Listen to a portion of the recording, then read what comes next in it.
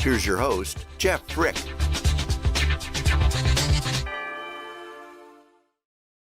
Hi, Jeff Frick here with theCUBE. We are on the ground in San Ramon, California at the GE Software Center, and we are standing right in the middle of a room full of really cool gadgets. I'm sure you wish you were here, but you're not. I am, and we're really excited to be joined by our next guest, So-Young Kim, lead scientist, GE Global Research. Welcome. Thank you. Welcome to the center. Yeah, so where are we? What is this room? We're surrounded by really cool screens and drones and all kind of interesting stuff. So what's happening right here? It's a prototyping lab. So we do a lot of proof of concept and prototype, build the next generation concept to visualize how the new advanced technologies can be applicable within the industrial domain. So our lab is a research lab. There's a couple of research labs embedded with the software team here, and we're one of them. And obviously we're focusing more on the user experience, human system interactions, mobile collaboration side of it. So this is all the outcomes of those work. So people talk about Internet of Things, industrial internet all the time, but often they forget that people are things too. And human factors and human interaction is a huge science that's been around for a long time. Do you use lights or sounds or wheels or dials or switches, and I don't think a lot of people think it through. And you guys are thinking it through not only for what it was, but really the next generation of Internet of Things. Yes, so mostly we're focusing on, so we know that a lot of technologies are coming into this consumer world. It's so rapid, keep changing, and then we see the value in it. That's why the iPhone was so huge here, because it changes the way we work, or way we manage our personal life. So what we want to do here is actually bring the up and coming technology and how we can reshape the work of industrial domain using, coming up big data, a lot of advanced analytics and other technologies, because everything is going to change the way we work in everywhere, I think. Right. So in this lab is really to understand, then, given those technologies are coming, how we can present that, because humans are always there, whether he's the one actually pushing the button or whether he's going to be on the back of a chair just getting the data. There is always human in the loop, and how we can actually make humans not to be the weak point in the link, but the strong point in the link. Right. And this is fundamental research here, right, that drives into all of GE's business units, whether it's aviation or power or rail or medical, everything. You guys are doing real fundamental research. Yes, we do a lot of research across business. So there is aviation work. This one was a power and water. I think the research actually related to this poster boat was with oil and gas. So we cross business, and then the benefit of it is, for example, we learn something new by building a virtual MRI control concept, and then there was a lot of gesture and voice multimodal interaction.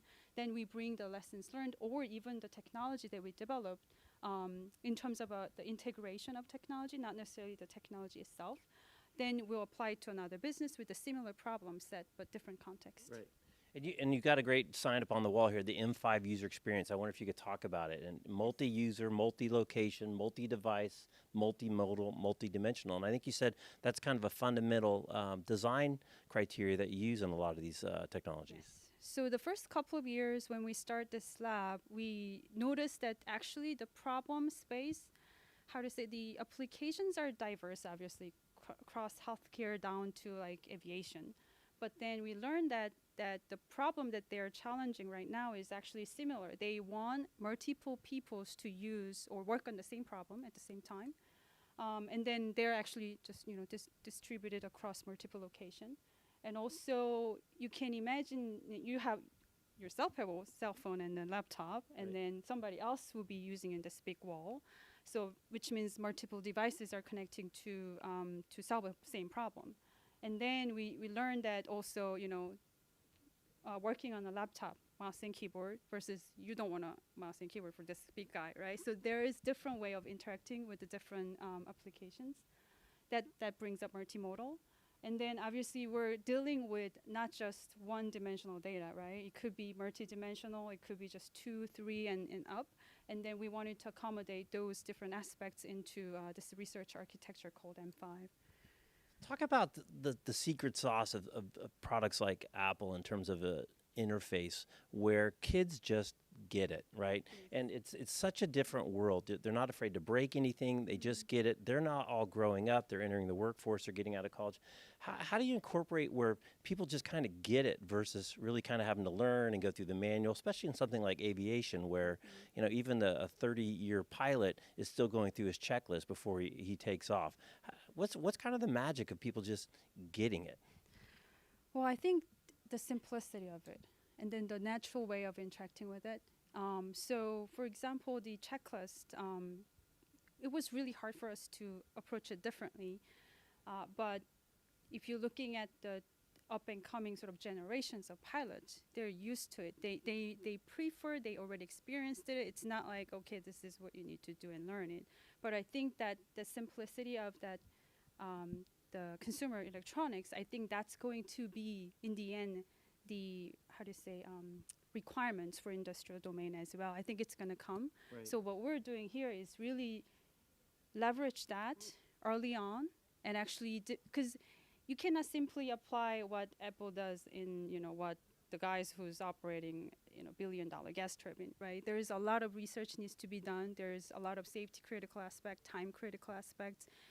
But using simple and natural interactions and the way of interacting with the system, and then the way the system interacts with you, I think that's something we really want to study and then actually get ready for it. Okay, and then as you mentioned, what also is really cool is the way that the different systems interact. So we talked a little bit before we came on air about this next gen flight deck. I wonder if you can dig into that a little bit and how that's just a starting point really into an integrated system that has a lot of touch points. Yes, so that project is, from our side, it was huge on the way to integrating multiple interaction technologies. So we've been working on integrating touch, gesture, fine air gesture, and the voice, and also like gaze tracking, head tracking, all those parts.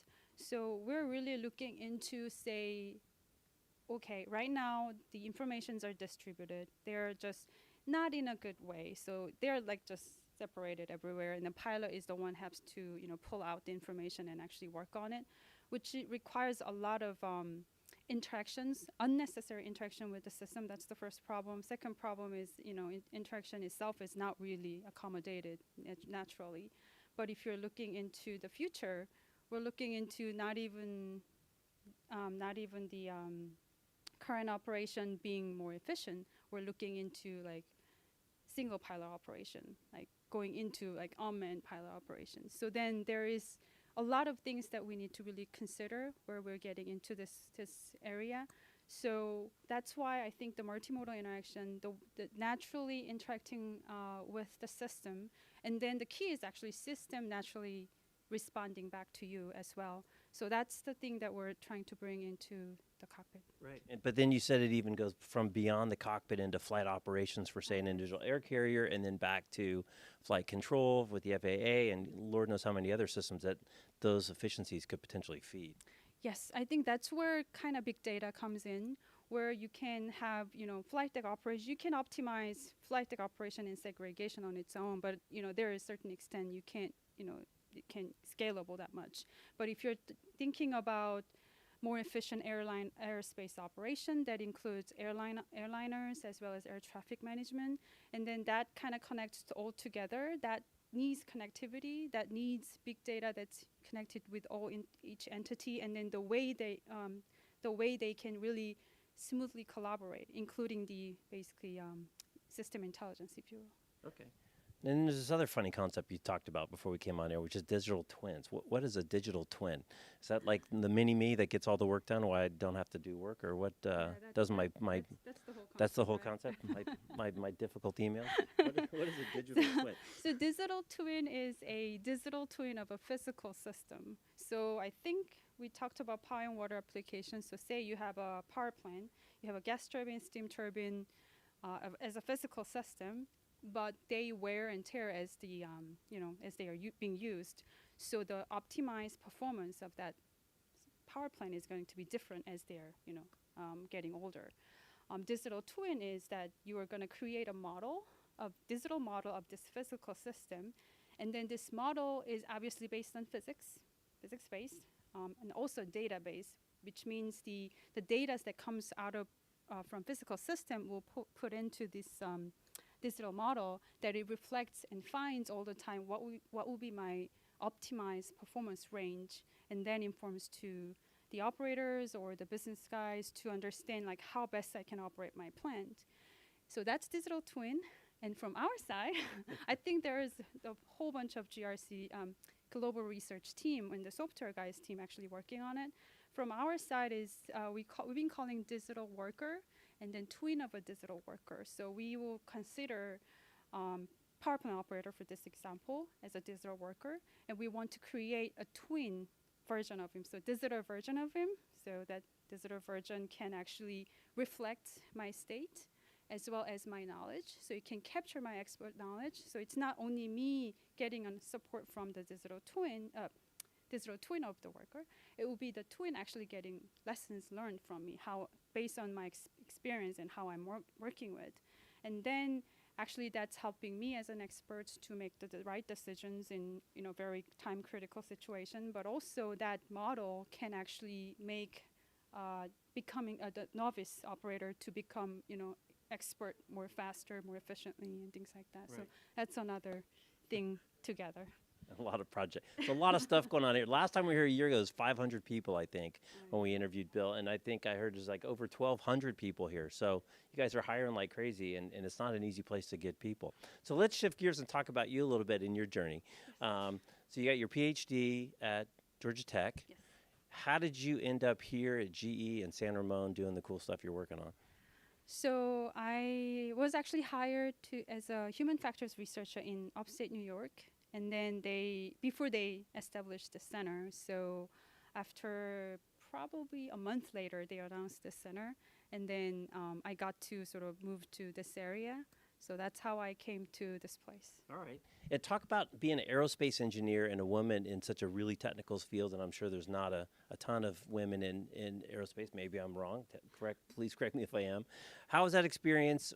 Again, what advice would you give for young girls, women, families who want to get into tech, but they've heard, it's really hard, there's no women, the treatment is crap? What would you say? Because you're here, you're successful, we're in a room full of really great stuff, you're working on really advanced things. What tip would you give to your niece? I would definitely ask them that what is it that makes you so passionate about something. Aviation was always my passion, so it didn't really matter whether it's going to be full of guys. It didn't really click me until I actually got into it. But I think that's the key thing too. I think everywhere you go, whether you're in the woman-dominant area or guy-dominant area, I think the difficulty is, I want to say about the same, because you have different types of difficulties. But if you have a passion for something, and if this is science and technology, then yeah, you go for it. And I think it's going to be so much rewarding, maybe even compared to woman-dominant world. Yeah, I think, yeah.